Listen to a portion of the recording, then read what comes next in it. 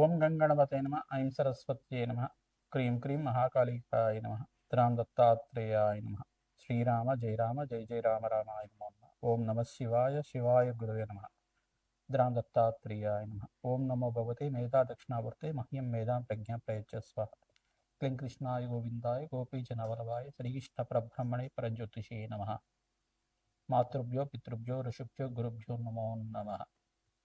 YouTube ప్రేక్షకులందరికీ కూడా నమస్కారం అండి. నేను పాలపర్తి గురునాథ శర్మ జ్యోతిష్యం వాస్తు సిద్ధాంతిని. మీకంతా కూడా ప్రధానంగా ఇప్పుడు చెప్పబోయే టాపిక్ ఏంటిదంటే పూర్వజన్మం మరి కర్మ సిద్ధాంతం అంతా కూడా. పూర్వజన్మం అంటే ఏంటిది, పూర్వజన్మ నుంచి వచ్చిన కర్మ సిద్ధాంతం అంతా కూడా ఏ రకంగా జ్యోతిష్యంలో అంతా కూడా వివిధ మేషాది ద్వాదశ రాశుల వాళ్ళకి కర్మం అంటే ఏంటి, కర్మ సిద్ధాంతం అంటే ఏంటి, పూర్వజన్మలో చేసుకున్న కర్మ సిద్ధాంతం అంటే ఏంటి సంపూర్ణంగా విశ్లేషణ చేయడం జరుగుతుంది. మీకు లగ్నం తెలిసి ఉంటే లగ్నాన్ని చూసుకోండి. జన్మ లగ్న వశాత్తు ఈ యొక్క గ్రహస్థితి ఉంటే కనుక ఈ యొక్క కర్మల ప్రభావం వల్ల దైవ ఆగామి సూచిత సంచిత ప్రారంధ కర్మలు అని చెప్పేసి అంటారు అనమాట. అంటే పూర్వజన్మలో చేసుకున్న కర్మశేషం కానీ ఈ జన్మలో అనుభవించాల్సిన కర్మం కానీ మనం చేసుకున్న కర్మలైనా కానీ అంటే పూర్వజన్మలో చేసుకున్న కర్మలైనా కానీ ప్రధానంగా ఎటువంటి కర్మలకంతా కూడా కర్మ సిద్ధాంతం ప్రకారంగా ప్రతి ఒక్క మానవుడంతా కూడా ఆ కర్మనంతా కూడా సంపూర్ణంగా అనుభవించి తీరాల్సిందే.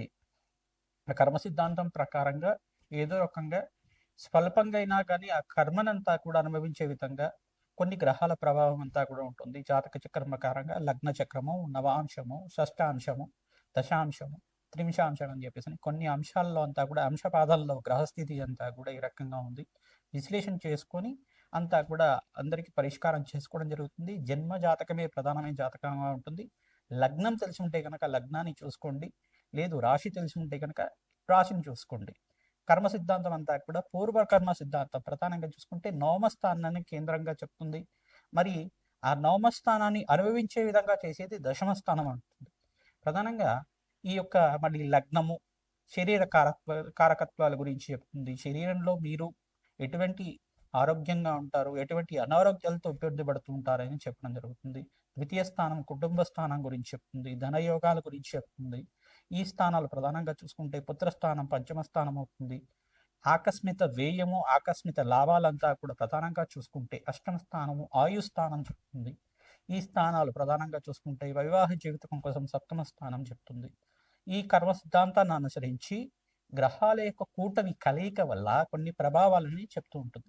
ప్రధానంగా కర్మఫలదాత అంతా కూడా శనీశ్వరుడు, కర్మని అనుభవించే విధంగా చేసేవాడు రాహు. మరి కొన్ని గ్రహాల యొక్క ఉగ్రగ్రహాలు అని చెప్పేసి ఉంటాయి. ప్రధానంగా కొన్ని గ్రహాలతోటి ఒక కలయిక సంయోగం వల్ల వాటి ప్రభావం అంతా కూడా ప్రబలంగా అనుభవించే విధంగా చేస్తూ ఉంటాయి అన్నమాట. సూర్య రాహుల్ కలయిక కానీ సూర్య కేతు కలయిక కానీ ఇది గ్రహణ యోగం కింద మారుతూ ఉంటుంది. చంద్ర రాహుల్ కలయిక అనేది దుష్కర్మ కింద, గురు చండాల యోగం అనేది ఒక యోగం ఉంటుంది అన్నమాట. బృహస్పతి రాహు కలయిక అనేది కొన్ని స్థానాల్లో అది అవయోగం కింద మారుతూ ఉంటుంది. లగ్నవశాత్ అంతా కూడా విశ్లేషణ చేసుకోవడం జరుగుతుంది. మీ పూర్వ జన్మలు చేసుకున్న పుణ్య ఫలితాన్ని ఈ జన్మలో అనుభవించే విధంగా, మరి ఇప్పుడు చేసుకున్న ఫలితాలంతా కూడా మరో జన్మలో అనుభవించే విధంగా దానికి కర్మ సిద్ధాంతం అంతా కూడా క్యారీ ఫార్వర్డ్ అవుతూ ఉంటుంది అన్నమాట. ప్రతి నిమిషం కూడా మీరు చేసుకున్న కర్మలు ఇక్కడ పుణ్య కర్మల్ని సంపూర్ణంగా అనుభవిస్తూనే మరి ఇంకా ఏమైనా బ్యాలెన్స్ ఉందా, కర్మం అంతా కూడా బ్యాలెన్స్ ఉందా, ఎప్పుడైనా కానీ కర్మ సిద్ధాంతం ప్రకారంగా పుణ్యము పాపము రెండు బ్యాలెన్స్గా ఉండాలి. మరి ఏది హెచ్చు తగులుగా ఉన్నా కానీ దాన్ని అనుభవించడానికి మరో జన్మ అనేది ఉంటుందన్నమాట. మోక్ష మార్గం కోసం పుణ్యకర్మలు ఆచరిస్తూ ఉండడం, దైవ కృప వల్ల మోక్ష స్థితి పొందడం అనేది కర్మ సిద్ధాంతం ప్రకారంగా సంపూర్ణంగా విశ్లేషణ చేయడం జరుగుతుంది. దైవ ఆగామి సుచిత సంచిత ప్రారంభ కర్మలు అని చెప్పేసి అంటారు.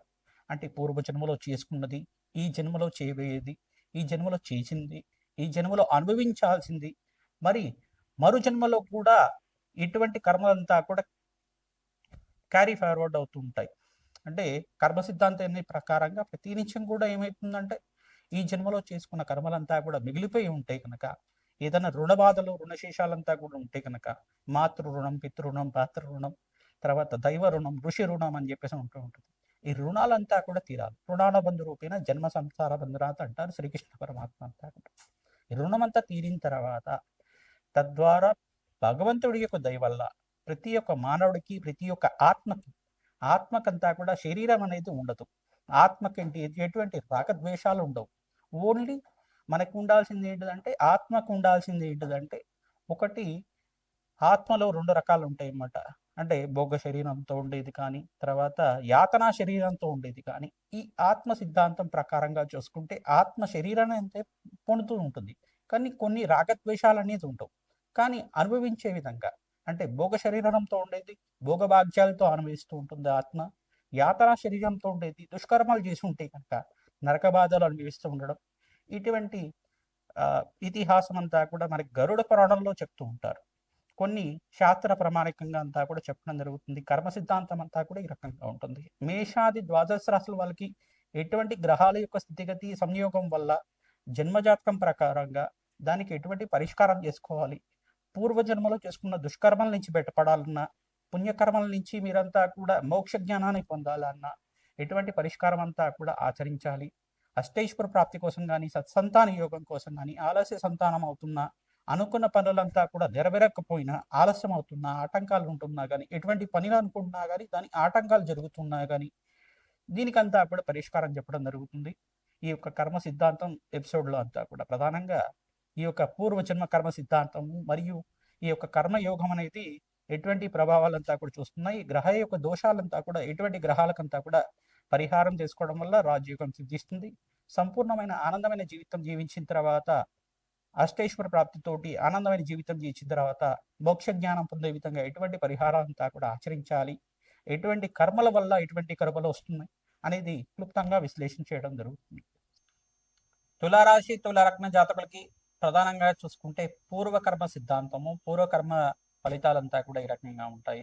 ఈ యొక్క పూర్వకర్మ సిద్ధాంతం అంతా కూడా నవమ స్థానాన్ని గురించి చెప్తారు. ప్రధానంగా పూర్వకర్మం అంటే ఏంటిది? దైవ ఆగామి సూచిత సంచిత ప్రారంభిత కర్మ అనేది కర్మ సిద్ధాంతం ప్రకారంగా చెప్పడం జరుగుతుంది. జన్మ జన్మాంతరంగా వచ్చిన కర్మలు, ఆగామి సూచితంగా పూర్వజన్మలో వచ్చిన కర్మలు, ఈ జన్మలో వచ్చిన ప్రారంభ కర్మల గురించి సంపూర్ణంగా విశ్లేషణ చేయడం జరుగుతుంది జ్యోతిష శాస్త్రంలో అంతా కూడా. లగ్నం తెలిసి ఉంటే కనుక తులారాశి తులాలగ్న జాతకులు జన్మ లగ్నం ఏదైతే తెలిసి ఉంటే ఆ లగ్నాన్ని చూసుకోండి. లేదు తులాలగ్న జాతకులు అయితే కనుక తుల లగ్నాన్ని చూసుకోండి. రాశి తెలిసి ఉంటే కనుక రాశిని చూసుకోండి. ప్రధానంగా లగ్నవశాత్తు లగ్న చక్ర ప్రకారంగా లగ్నాధిపతి, పంచమాధిపతి, ద్వితీయాధిపతి, నవమాధిపతి, సప్తమాధిపతి, అష్టమాధిపతి, దశమాధిపతి యొక్క రంగా ఉండాలి. ఈ స్థానాలంతా కూడా ప్రధానమైన స్థానాలు, కర్మ ఫలితాన్ని అనుభవించే విధంగా చేసే స్థానాలు అని చెప్పేసి అంటారు. ఈ యొక్క పంచమ స్థానం సంతానానికి కారకత్వం అవుతుంది. దైవ ఆగామి సూచిత సంచిత ప్రారంభ కర్మలు కర్మశేషం ప్రకారంగా చూసుకుంటే కుజకేతువుల కలిక పంచమ స్థానంలో ఉంటే కనుక ఆలస్య సంతానం అవుతూ ఉండడం, సంతానం అంతా కూడా అభివృద్ధి లేకుండా ఉండడం, ప్రధానంగా మీకంతా కూడా ఇటువంటి ప్రభావం అంతా కూడా చెప్పడం జరుగుతుంది. ప్రధానంగా చూసుకుంటే ప్రతినిత్యం కూడా భగవంతుడి ఆరాధన చేయాలి. దత్తాత్రేయాయ స్మరణ మాత్రేన సంతుష్టాయ నమః నామాన్ని జపాన్ని ఆచరించుకుంటడం. శ్రీమాత్రే నమః, శ్రీమాత్రే నమః, శ్రీమాత్రే నమః, శ్రీమాత్రే నమః, శ్రీమాత్రే నమః నామాన్ని జపాన్ని ఆచరిస్తూ ఉండడం వల్ల, అమ్మవారి అనుగ్రహం వల్ల జన్మ జన్మాంతరమైన మహాపాతకాలంతా కూడా నివారణ అవ్వడానికి దేవి భాగవతాన్ని ప్రతినిత్యం కూడా పారాయణం చేస్తూ ఉండడం వల్ల రాజయోగం సిద్ధిస్తుంది. అమ్మవారి ఒక కవచాన్ని పారాయణం చేస్తూ ఉంటారు ప్రతినిత్యం కూడా. వేద బ్రాహ్మణత్వంతో మూలమంత్రరహితంగా చండీ హోమాది కార్యక్రమాలు ఆచరించుకోవడం, తద్వారా రాజయోగం సిద్ధిస్తుంది. గోమాతకు సేవ చేసుకోవడం, గోదానాన్ని దానం చేయడం వల్ల మీకు రాజయోగం సిద్ధిస్తుంది. గోమాతకు ప్రీతికరంగా పచ్చిక తెలకపెండి గ్రాసాన్ని తరచుగా మీరు నివేదన చేస్తూ ఉండడం వల్ల జన్మ జన్మాంతరమైన సకల గ్రహదోష నివారణ కలుగుతుంది, కర్మదోష నివారణ అవుతుంది, పూర్వజన్మ కర్మదోషం అంతా నివారణ అవుతుంది. భగవంతుడి సేవ చేయండి, పితృదేవత ఆరాధన చేస్తూ ఉండండి. ప్రధానంగా మీకంతా కూడా చూసుకుంటే ఎవరైతే కనుక కులదేవత ఆరాధన ప్రతినిత్యం కూడా చేస్తున్నారో రాజయోగం సిద్ధిస్తుంది. ప్రధానంగా దశమాధిపతి ఈ యొక్క రంగం ఉంటే రాజయోగం సకాలంలో కలుగుతుంటుంది.